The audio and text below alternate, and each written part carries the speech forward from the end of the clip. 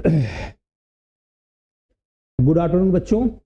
दोस्तों, मैं अशोक पाल आपके अपने चैनल संधान एडुकॉम में एक बार फिर से आपके सामने। आज मेरी हिंदी की तीसरी क्लास है और पहली दो क्लास हो चुकी हैं।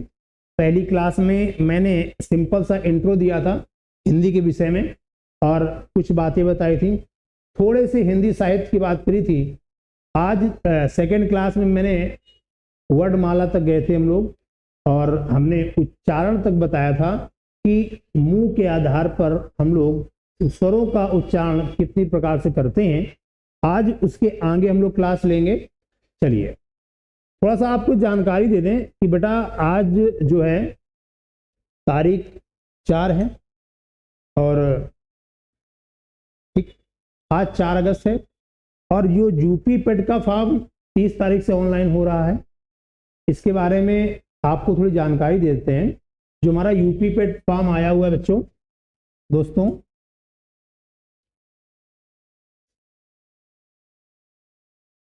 जो मेरा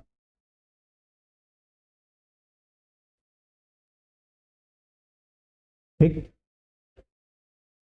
जो हम लोगों का यूपी पीटी फॉर्म है ये आ चुका है। इसको आप सभी लोग डाल दीजिए।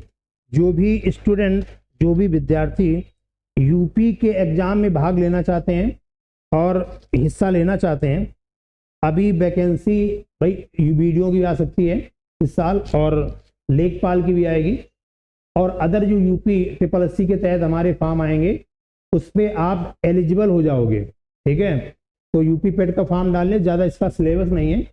अगर आप यूपी पुलिस की भी तैयारी कर रहे हैं या अदर किसी एग्जाम की तैयारी कर रहे हैं यूपी SSSC के तहत, तो आपका इसमें जो सिलेबस है वो सारा इंक्लूड है। ठीक, ज़्यादा परेशान होने वो सब आवश्यकता नहीं है, एक्स्ट्रा कुछ भी ज़्यादा पढ़ने की आवश्यकता नहीं है और आपका आराम से निकल जाएगा। ठीक, चलिए अगर आप लोग कमेंट्स करेंगे तो इसका हम सिलेबस डिस्कस कर देंगे कि इसके सिलेबस में क्या क्या आएगा, उसको ही बता देंगे हम लोग। ठीक ठीक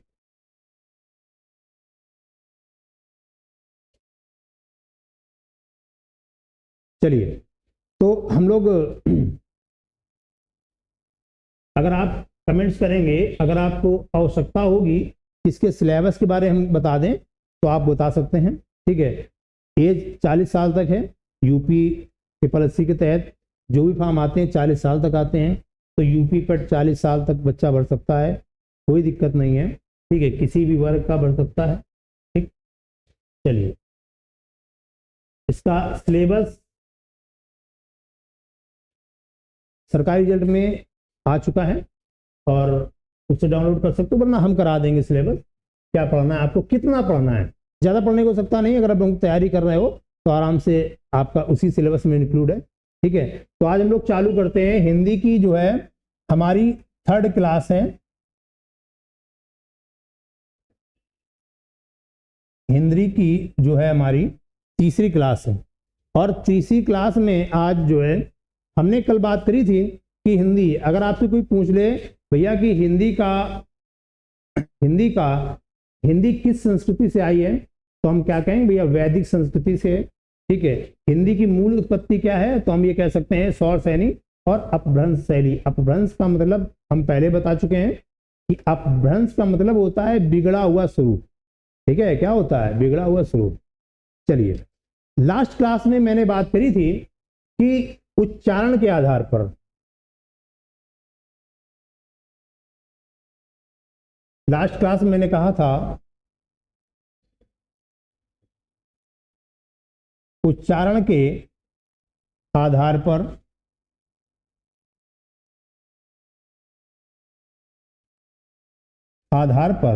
हमने कहा था उच्चारण के आधार पर स्वरों का वर्गीकरण, उच्चारण के आधार पर स्वरों का वर्गीकरण। हमने कहा था उच्चारण के आधार पर स्वरों का वर्गीकरण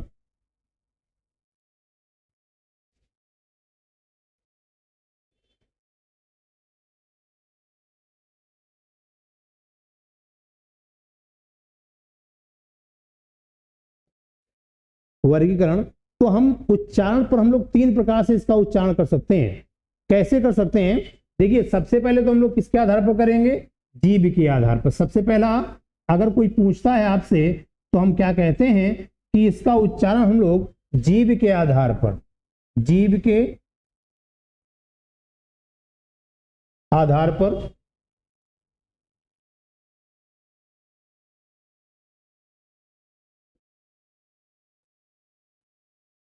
ठीक। अच्छा, अब आपसे मैंने कल लास्ट क्लास में करवा दिया था, जीभ के आधार पर हम लोग 3 प्रकार से करते हैं, 1, 2 और 3। सबसे पहला कहेंगे अग्र जीभ स्वर, अग्र जीभ स्वर। फिर हम कहेंगे मध्य जीभ स्वर। फिर हम कहेंगे पश्च जीभ स्वर। ठीक, अग्र जीभ स्वर, मध्य जीभ स्वर, पश्च जीभ स्वर। अगर कोई आपसे कहता है कि अग्र जीभ स्वर बताइए, तो हम लोग क्या कहेंगे? हम लोग ये कहेंगे भैया कि अग्र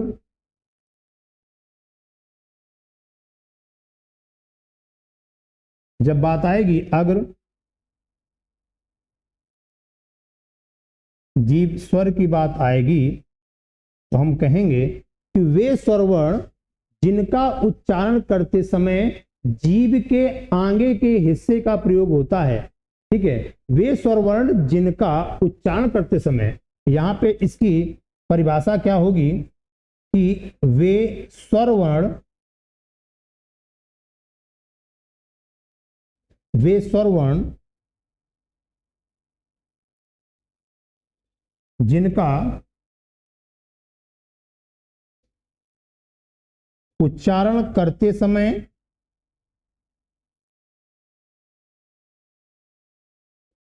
जीभ के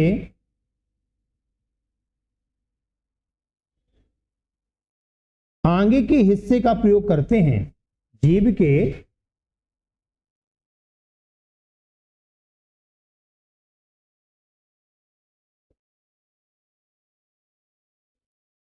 हिस्से का प्रयोग करते हैं, उन्हें क्या कहते हैं? उन्हें हम अग्र जीभ स्वर कहते हैं। अब आपसे पूछे कि अग्र जीभ स्वर कौन कौन से होते हैं, तो देखो दोस्तों, हम लोग सिंपल सी बात है, इसका प्रैक्टिकल भी कर सकते हो। प्रैक्टिकल कैसे किया? हमने कहा अगर हमारी जीभ फ्लैट है और हमने कहा ई ई ए ए, ई ई ए ए, ठीक है, यानी कि हमारा छोटी ई और बड़ी ई, ठीक है, ए से एड़ी और ऐ से ऐनक। अगर कोई आपसे पूछता है कि भैया अग्र जीभ स्वर कौन कौन से होते हैं, तो हम क्या बताएंगे कि हमारी छोटी, बड़ी और ए से एड़ी और ऐ से ऐनक, ये जो है हमारे अग्र जीभ स्वर। आगे नेक्स्ट बात करते हैं हम लोग मध्य जीभ स्वर। मध्य जीभ स्वर की बात करेंगे। ठीक, यहां अगर परिभाषा की बात की जाए तो हम लोग ये कहेंगे कि वे स्वरवर्ण जिनका उच्चारण करते समय हमारे जीभ के मध्य के हिस्से का प्रयोग होता है, उसे हम लोग क्या कहते हैं? उसे हम लोग कहते हैं मध्य जीभ स्वर। अब अगर उसमें क्या आ जाएगा, तो सिंपल सी बात है, हमारी जीभ फ्लैट होगी और जीभ के मध्य के हिस्से का प्रयोग होगा, और इसका जब उच्चारण करेंगे तो केवल हमारा एक ही वर्ड है जो ऐसा है, उसी का उच्चारण होगा, और वो होगा हमारा छोटे आ का। ठीक है, आ। तो यहां पर हम क्या कहेंगे, अगर इसकी परिभाषा में लिखनी है तो हम ये कहेंगे कि वे स्वरवर्ण, वे स्वरवर्ण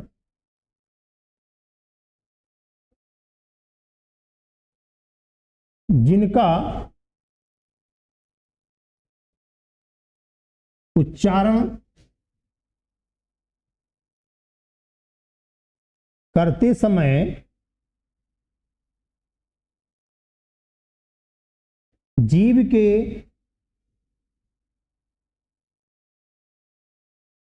मध्य के हिस्से का प्रयोग होता है, हिस्से का प्रयोग होता है,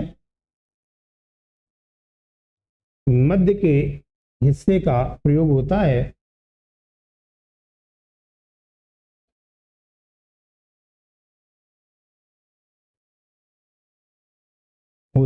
उसे हम लोग क्या कहते हैं, मध्यजीव स्वर कहते हैं। और इसमें हमारा केवल एक स्वर आएगा, इसमें क्या आएगा, केवल हमारा एक स्वर आएगा, वो हमारा आ जाएगा छोटा आ। क्या आ जाएगा, केवल हमारा छोटा आ जाएगा। ठीक, अच्छा आगे बात आती है कि पश्चजीव स्वर, तो सिंपल सी परिभाषा हो जाएगी इसकी। आगे बढ़ेंगे हम लोग, कहेंगे कि पश्चजीव स्वर, पश्च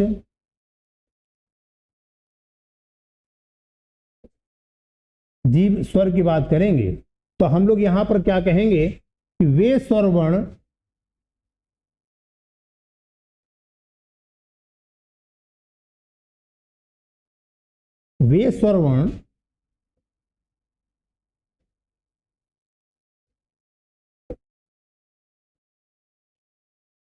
जिनका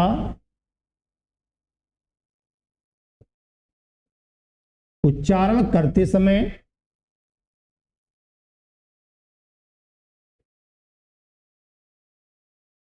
जीभ के पीछे के हिस्से का, पीछे के हिस्से का प्रयोग होता है,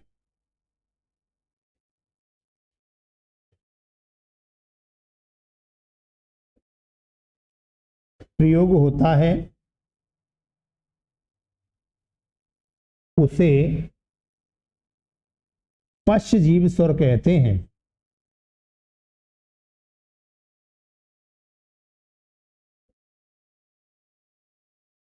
स्वर कहते हैं। अब आपसे कोई पूछता है कि भैया ये बताओ कि इसके अंतर्गत क्या आएगा हमारा,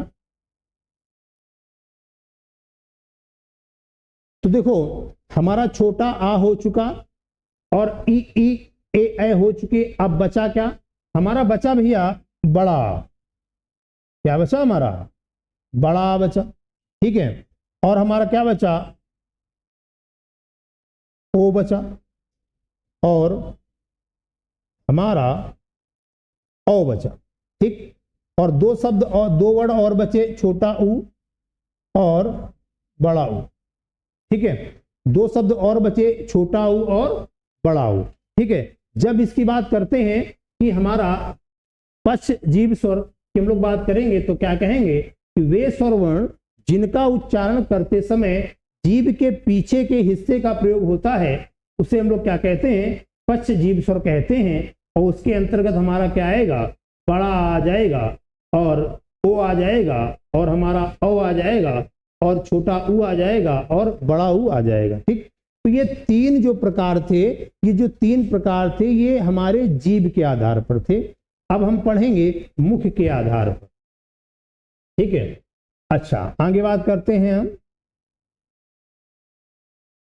मुख वीवर के आधार पर, वीवर के आधार पर। तो देखो हमने बताया था आपको कि जब हम लोग मुख वीवर के आधार पर बात करते हैं तो इसको हम लोग चार प्रकार से करते हैं। भाई हमारा मुंह है और मुंह हमारा चार प्रकार से खुलता है और बंद होता है। एक तो वो प्रक्रिया होती है कि हमारा मुंह बंद है और थोड़ा खुले, और फिर आधा खुले, और पूरा खुले, और आधा बंद हो। ये चार कंडीशन होती हैं। तो इसी प्रकार से इसके भी क्या हो जाते हैं, चार प्रकार हो जाते हैं। सबसे पहला क्या होता है, तो सबसे पहला होता है वीव्रत स्वर,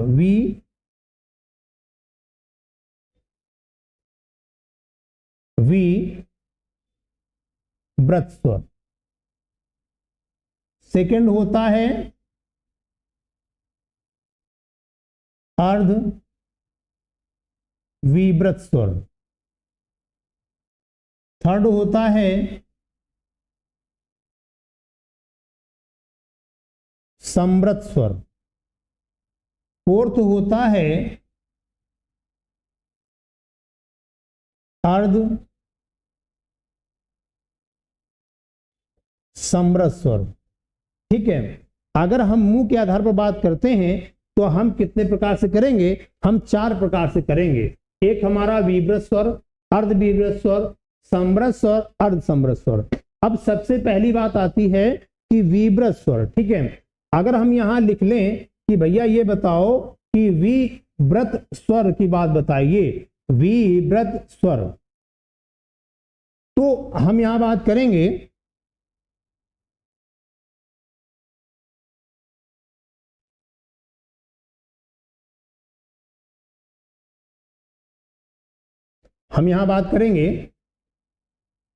विव्रत स्वर की बात करेंगे। ठीक, अच्छा देखो, हमने कहा कि विव्रत का मतलब क्या होता है? वी मतलब होता है बड़ा, वी मतलब क्या होता है? बड़ा, और व्रत मतलब गोला,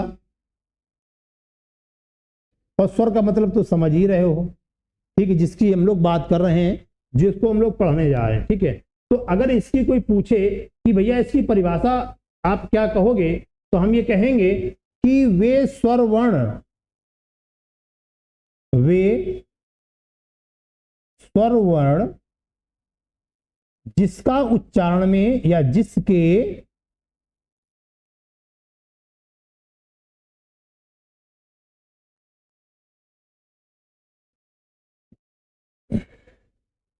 जिसके उच्चारण में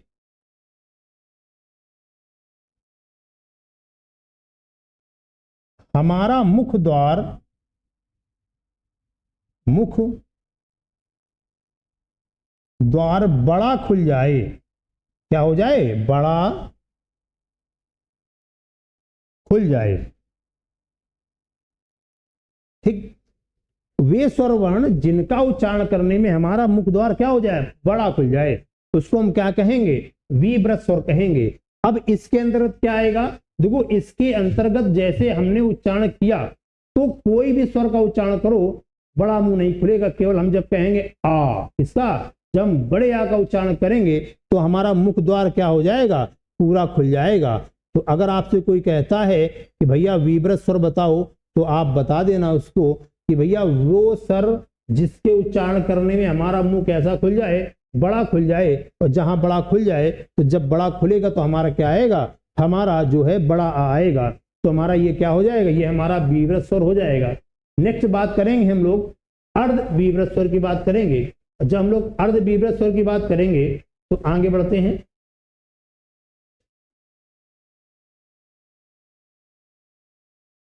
अर्ध विव्रत स्वर। ठीक, जब हम लोग अर्ध विव्रत स्वर की बात करते हैं तो देखो, अर्ध मतलब देखो आधा खुला और आधे बंद में क्या अंतर होता है? तो बहुत लोग ये नहीं बता पाते हैं कि भैया आधा खुला और आधे बंद में अंतर क्या होता है।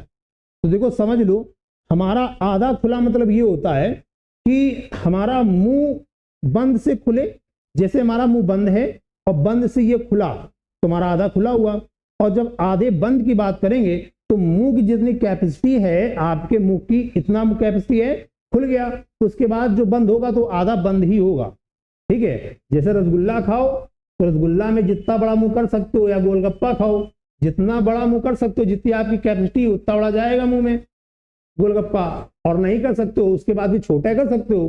तो जहां पर हम लोग जहां से बड़े होने के बाद छोटा होने लगे, उसी को कहते हैं अर्ध विव्रत स्वर। यानी कि बड़े से खुल, मतलब बड़े से बंद हो रहा है। तो हम कहेंगे, इसकी अगर परिभाषा की बात कर दें तो हम लोग ये कहेंगे कि वह स्वर वर्ण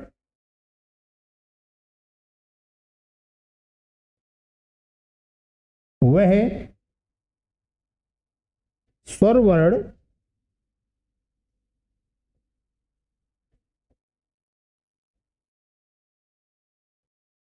जिसके उच्चारण में, जिसके उच्चारण में हमारा मुख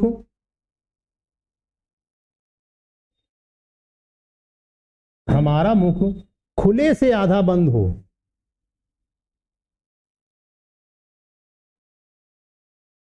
खुले से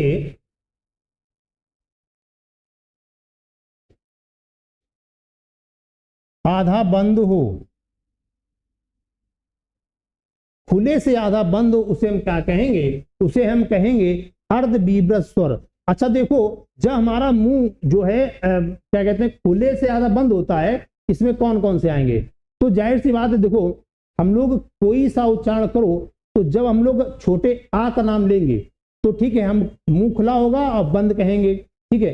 अय का नाम लेंगे, अय, औ, हमने ओ कहा तो हमारा मुंह खुल रहा है, लेकिन जैसे ही औ कहेंगे तो हमारा खुल के क्या हो रहा है? बंद हो रहा है।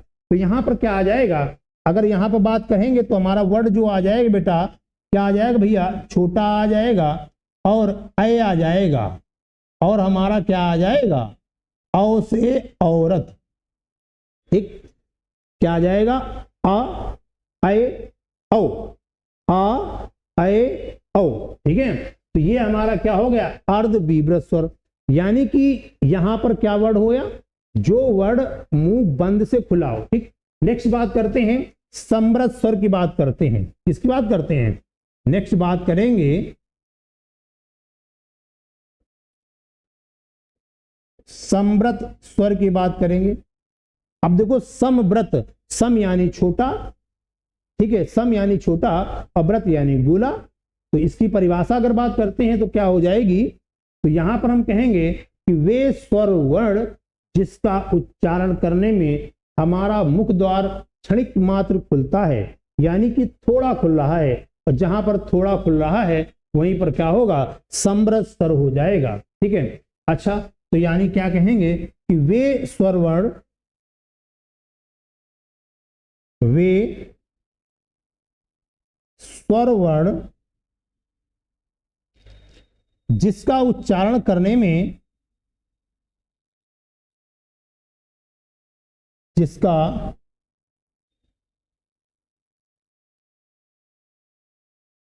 उच्चारण करने में हमारा मुख द्वार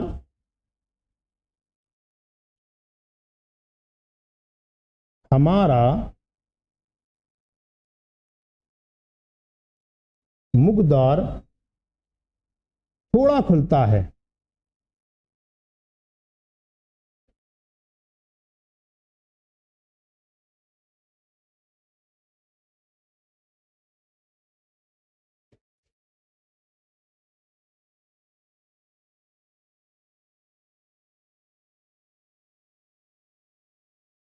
थोड़ा खुलता है।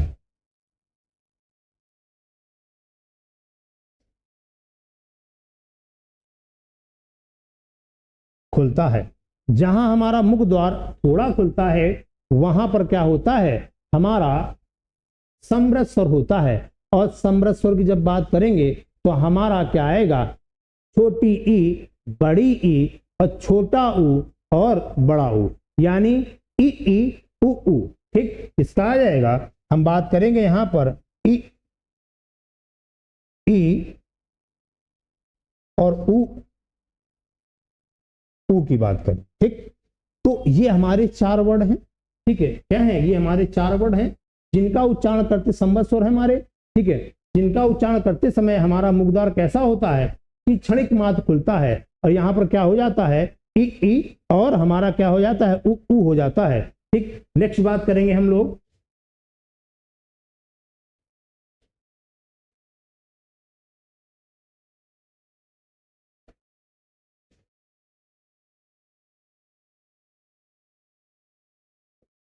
अर्ध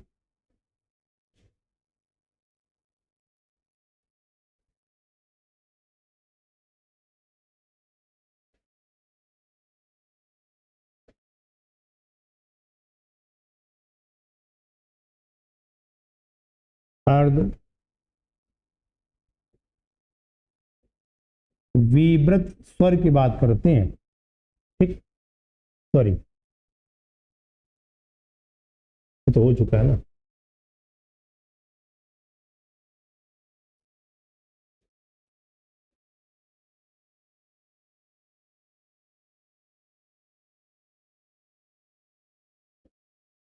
अर्ध समृत स्वर, ठीक। अच्छा देखो, अर्ध समृत स्वर यानी कि यहां पर क्या, अर्ध समृत स्वर वे स्वर वर्ण जिनका उच्चारण करते समय हमारा मुख द्वार, ठीक है, वे स्वर वर्ण जिनका उच्चारण करते समय हमारा मुख द्वार कैसा हो, यानी कि बंद से थोड़ा खुले। जहां हमारा बंद से थोड़ा खुलता है उसे हम क्या कहते हैं, उसे हम ये कह देते हैं कि अर्ध बीभ्रत स्वर। क्या कहते हैं, अर्ध बीभ्रत स्वर। अच्छा देखो, इसमें कौन सा आएगा, इसकी अगर परिभाषा की बात करते हैं तो हम क्या कहेंगे कि वे स्वर वर्ण जिसका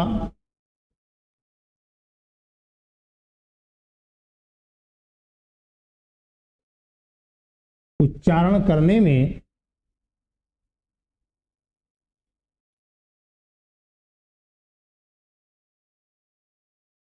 हमारा मुख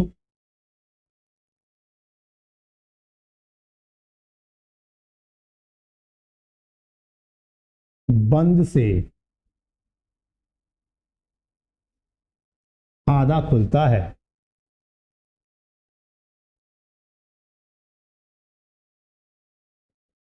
बंद से आधा खुलता है उसे हम क्या कहते हैं, अर्ध विभ्रत स्वर कहते हैं।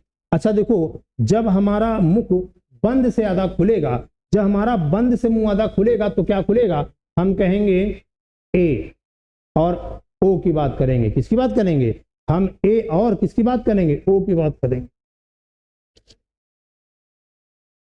ठीक। किसकी बात करेंगे, हम ए की बात करेंगे और ओ की बात करेंगे, ठीक। तो ये हमारी क्या हो गए, ये हमारे मुख के आधार पर हो गए। नेक्स्ट बात करेंगे हम लोग होठों के आधार पर।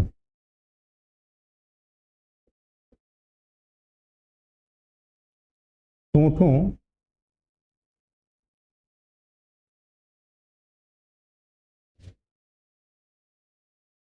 होठों के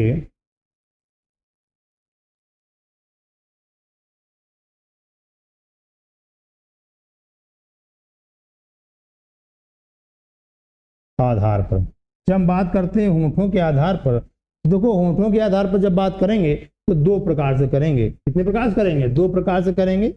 पहला क्या होगा और दूसरा क्या होगा। पहला जब बात आती है तो हम कहते हैं व्रतमुखी स्वर। क्या कहते हैं कि व्रतमुखी स्वर। और सेकंड बात करते हैं आ व्रत मुखी स्वर, आवृत मुखी स्वर, ठीक। इनकी बात करेंगे, ठीक है। किसकी बात करेंगे, हम कहेंगे व्रत मुखी स्वर और किसकी बात करेंगे, आवृत मुखी स्वर की बात करेंगे।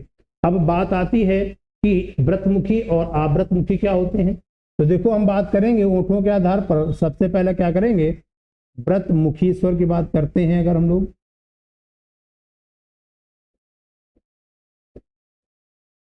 ठीक। तो देखो जब हमारा आएगा व्रतमुखी स्वर की बात करेंगे तो हम लोग यहां बात करेंगे कि वे स्वर वर्ण जिनका उच्चारण करते समय हमारा ओंठ कैसा ले ले, गोल आकृत ले लेता है। जहां हमारा ओंठ गोल आकृत ले लेता है वहीं पर क्या हो जाता है, हमारा व्रतमुखी स्वर हो जाता है, ठीक है।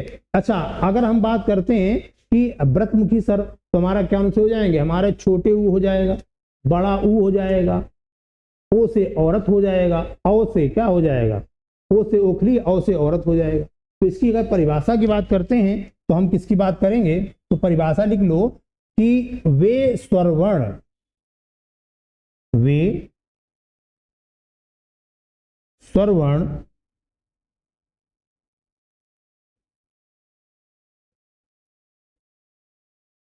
जिसका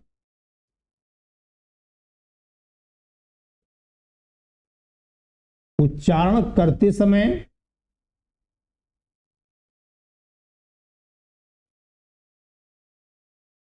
हमारा ऊंट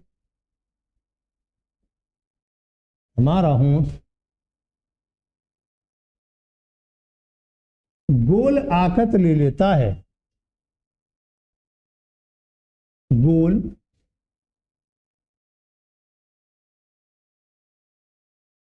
आकृत ले लेता है, ठीक है, उसे क्या कहते हैं, व्रतमुखी स्वर कहते हैं, व्रतमुखी स्वर स्वर कहते हैं, ठीक है, व्रतमुखी स्वर कहते हैं, ठीक। अच्छा, आगे एक बात की जाए, इसमें क्या आ जाएगा हमारा, तो छोटा ऊ आ जाएगा और क्या आ जाएगा, बड़ा ऊ आ जाएगा। ओ से औरत, ठीक, ओ से ओखली आ जाएगा और ठीक है, औ से औरत आ जाएगा, यानी 4 वर्ड आ जाएंगे, ठीक। कितने वर्ड आ जाएंगे, 4 वर्ड आ जाएंगे। नेक्स्ट बात करते हैं आवृतमुखी स्वर।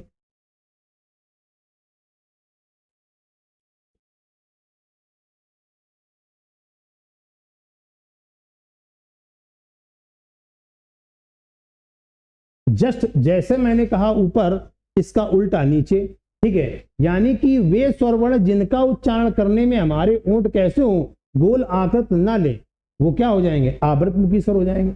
जैसे हम बात कर लें इसकी, अगर परिभाषा की बात कर लें, ठीक है, तो क्या आ जाएगा, वे स्वरवर्ण स्वरवर्ण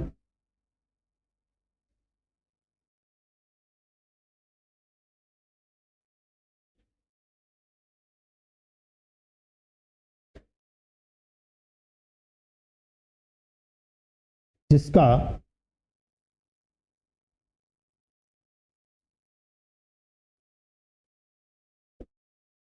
करने में ओठ गोल आकृत ना लें, ओठ गोल आकृत ना लें, ठीक है, ना लें, ना लें, ठीक। वे स्वरवर्ण जिनका उच्चारण करने में हमारे ओंठ क्या करते हैं, गोल आकृत नहीं लेते हैं, उन्हें हम क्या कहते हैं, उन्हें हम व्रतमुखी स्वर कहते हैं, ठीक है। अगर हम उन्हें व्रतमुखी स्वर कहते हैं तो इसके अंतर्गत हमारे कौन कौन से वर्ड आते हैं, इसके अंतर्गत हमारे क्या आ जाएगा, छोटा आ जाएगा, आ, ठीक है, ई ई, ए क्या आ जाएगा हमारा, आ, छोटा, बड़ा, ठीक है, छोटी, बड़ी, ए से एड़ी और ऐसे ऐनक, ठीक है, ए से एड़ी और ऐसे ऐनक, ठीक, हाँ, ठीक, ए से छोटा, बड़ा, छोटी, बड़ी, ए से एड़ी ऐसे ऐनक, ठीक, ये हमारे क्या है, आवृतमुखी स्वर है। तो देखो स्वरों का जितना भी प्रकार था हमारा यहाँ हो गया, ठीक। एक लास्ट क्वेश्चन ये बनता है कि ओंठों के आधार पर हमने कह लिया, ठीक है, और मुंह के आधार पर और जीभ के आधार पर कह दिया। आगे आता है हमारा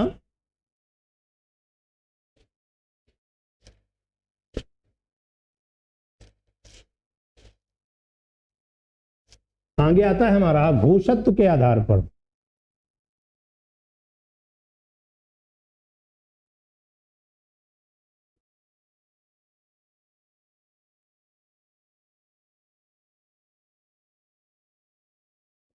ठीक, क्या आता है हमारा, घोषत्व के आधार पर।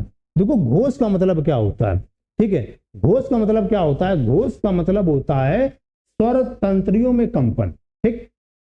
अच्छा, अब परिभाषा क्या होगी, घोष का मतलब क्या होता है, स्वर तंत्रियों में कंपन।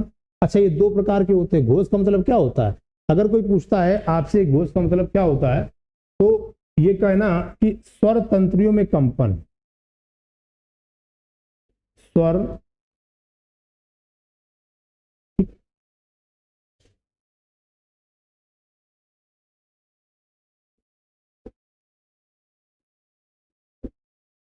तंत्रियों में कंपन से होता है। घोष का मतलब क्या होता है? घोष का मतलब होता है स्वर तंत्रियों में कंपन। ये दो प्रकार के होते हैं, एक सघोष होता है बेटा, और एक क्या होता है? अघोष होता है। एक क्या होता है? एक सघोष होता है, एक अघोष होता है। अगर आपसे कोई कह दे भैया सघोष क्या होते हैं, तो कह दो क्या? स्वर तंत्रियों में कंपन होगा सघोष, यानी कि जितने वर्डों में सारे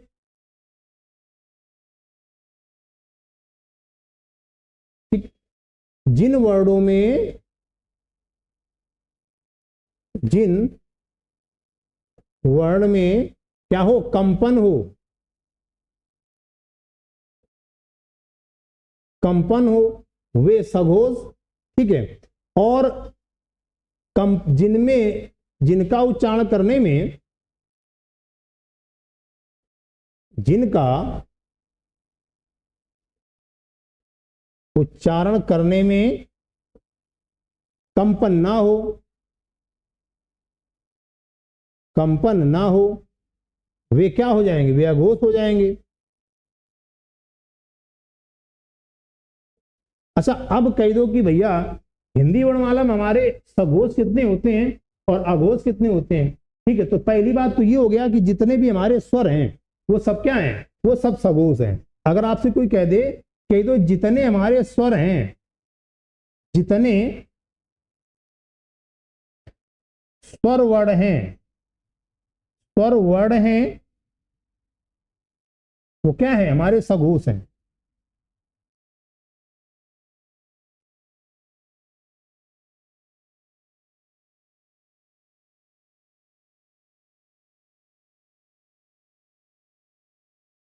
ठीक। अच्छा, वो क्या है? सघोष है हमारे। ठीक, जितने भी स्वर वर्ड हमारे कितने हैं? हमारे जितने भी स्वर वर्ड हैं सब क्या है? सघोष है। अब पूछी जाए कि सघोषों की संख्या कितनी होती है? अगर पूछी जाए आपसे कि हिंदी वर्णमाला में पूछा जाए आपसे कि भैया ये बताओ कि हिंदी वर्णमाला में सघोषों की संख्या बताओ,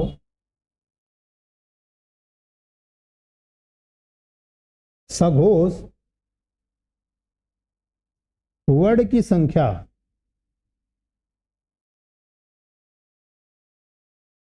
तो आप बता देना 33। कितनी होती है? 33 होती है। कितनी होती है भैया? 33 होती है। ठीक, कितनी होती है? 33। ठीक, अब बात करेंगे 33 कैसे, तो आगे बात कर लेते हैं इसको हम लोग। हमने कहा हिंदी वर्णमाला में सघोषों की संख्या 33। हिंदी वर्णमाला में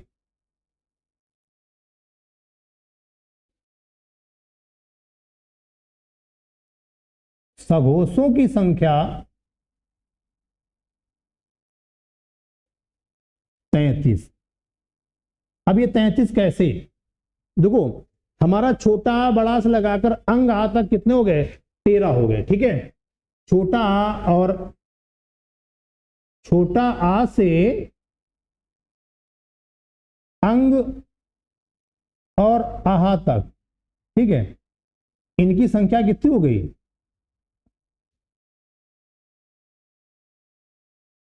इनकी संख्या बराबर हो गई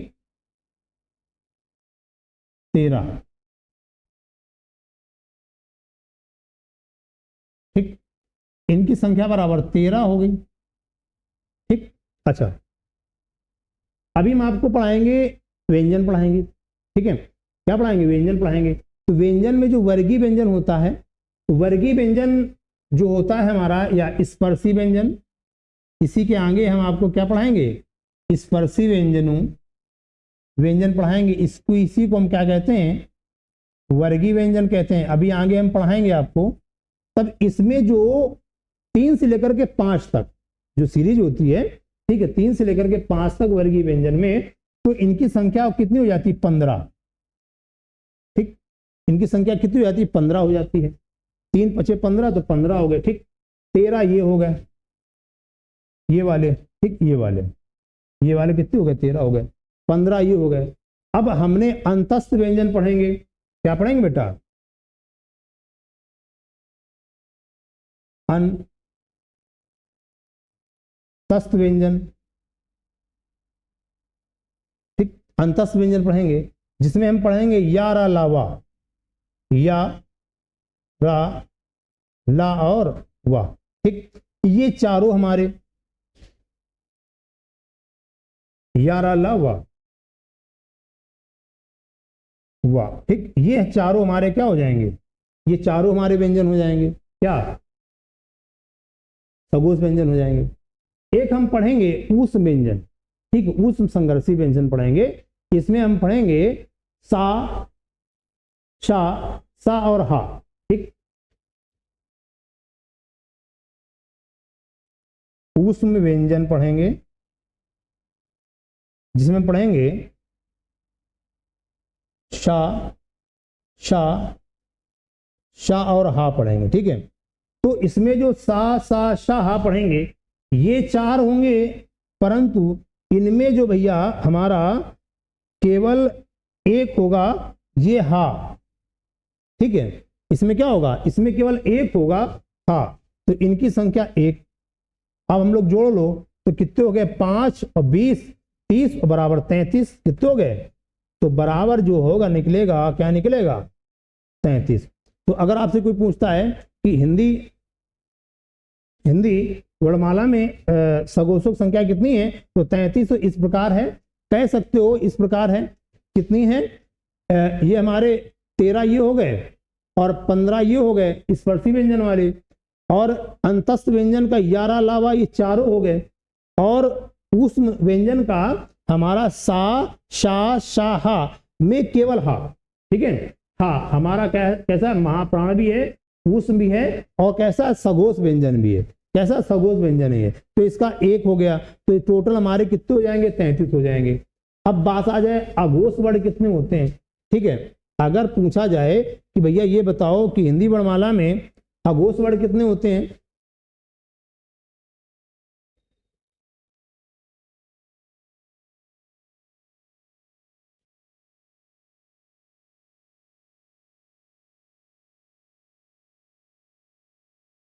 ठीक, अगर पूछा जाए आपसे कि हिंदी वर्णमाला में अघोष,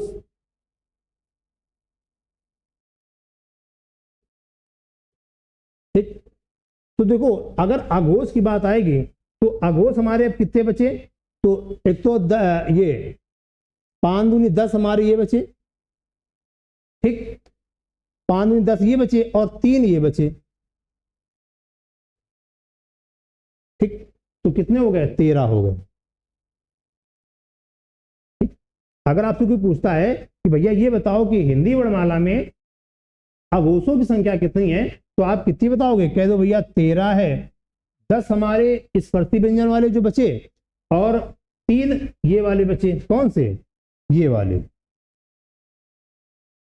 3 ये वाले, अगर यहां कह दें तो हम ये इनको कह सकते हैं शा, शा और सा, जो ये हैं ये 3 हो गए, और 10 हमारे कौन से, ये वाले स्पर्शी व्यंजन वाले, तो इनकी संख्या 13।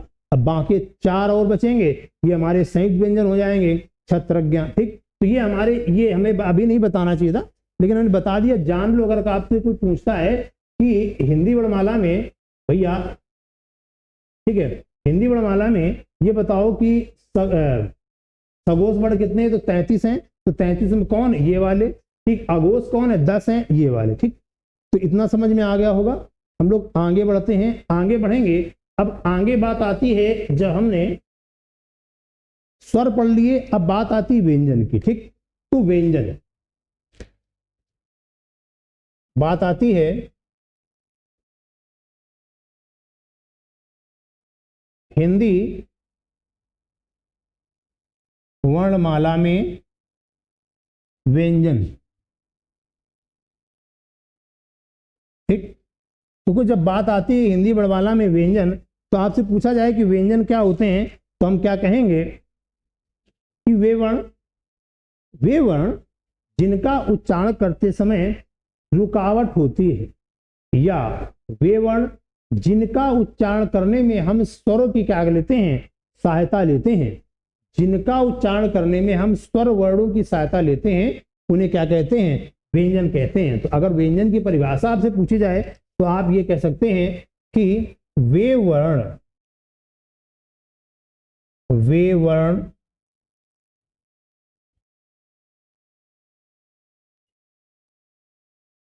जिनका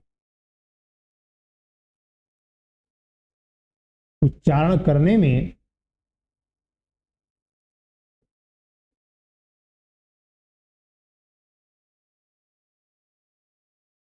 रुकावट होती है या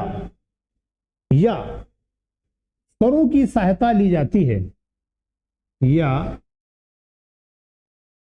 स्वरों की सहायता से बोले जाते हैं, उन्हें क्या कहते हैं, उन्हें हम भैया व्यंजन कहते हैं। क्या कहते हैं, व्यंजन कहते हैं। उन्हें क्या कहते हैं, व्यंजन कहते हैं। उन्हें क्या कहते हैं, व्यंजन कहते हैं। अब बात आती है कि हिंदी वर्णमाला में व्यंजनों की संख्या कितनी है। ठीक है, क्या आती है, बात आती है कि हम ये कहेंगे कि हिंदी वर्णमाला में व्यंजनों की संख्या क्या है।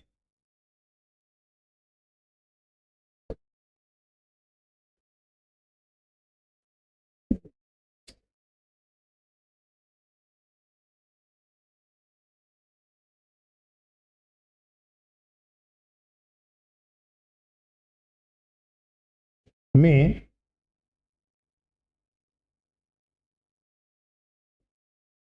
व्यंजनों की संख्या, तो हम बताएंगे भैया व्यंजनों की संख्या होती है 33 होती है। कितनी संख्या होती है, व्यंजनों की संख्या 33 होती है। अब 33 में क्या होगा, 25 मेरे स्पर्शी व्यंजन, 25 हमारे क्या स्पर्शी व्यंजन, 5 अंतस्थ व्यंजन। ठीक है, 5 कौन से अंतस्थ व्यंजन और 4 ऊष्म संघर्षी व्यंजन। अंतस्थ व्यंजन कौन, यार अलावा, और ऊष्म संघर्षी व्यंजन कौन हमारे आ जाएंगे, सा, शा, शा, सा और हा। ठीक, तो नेक्स्ट अगर हम लोग पढ़ते हैं तो हम लोग क्या बात करेंगे कि व्यंजनों की संख्या, व्यंजनों की संख्या 33। कैसे हम बात करेंगे, तो हम बात करेंगे स्पर्शी व्यंजन या वर्गीय व्यंजन,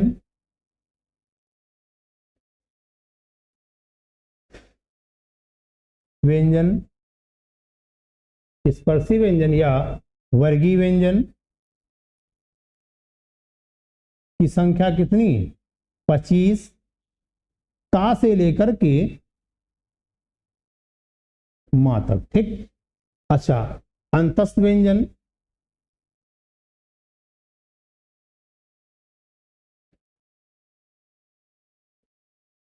की संख्या 4। अंतस्थ व्यंजन की संख्या कितनी, 4। 4 में कौन से, या, रा, ला और वा। ठीक, अच्छा, ऊष्म संघर्षी व्यंजन, ऊष्म व्यंजन, इनकी संख्या कितनी, 4। तो 4 कौन से, इनकी संख्या भी हमारी 4। 4 कौन से हमारे, शा, शा, शा और हा। ठीक, सा, शा, सा और हा। ठीक है, अगर इनकी बात हम लोग करेंगे तो अब इनको जोड़ लो। ठीक, कितने हो गए, 25, 35 और 3 33। ठीक, तो ये हमारे 33 हो गए। नेक्स्ट क्लास में हम लोग व्यंजनों का वर्गीकरण पढ़ेंगे, उच्चारण स्थान पढ़ेंगे, उसके बाद हम लोग इसका विश्लेषण पढ़ेंगे। ठीक है, तो ये नेक्स्ट क्लास पढ़ेंगे। ठीक, तो दोस्तों बाय बाय। अगर आपको इसमें कुछ समस्या है या कुछ प्रॉब्लम है तो आप लोग कमेंट्स करके ज़रूर पूछें, तो मैं उसको बताने का प्रयास करूंगा। आप लोगों की जो भी क्वेरी होगी उसको हम क्या करेंगे, बताने का प्रयास करेंगे। ठीक, ओके बाय।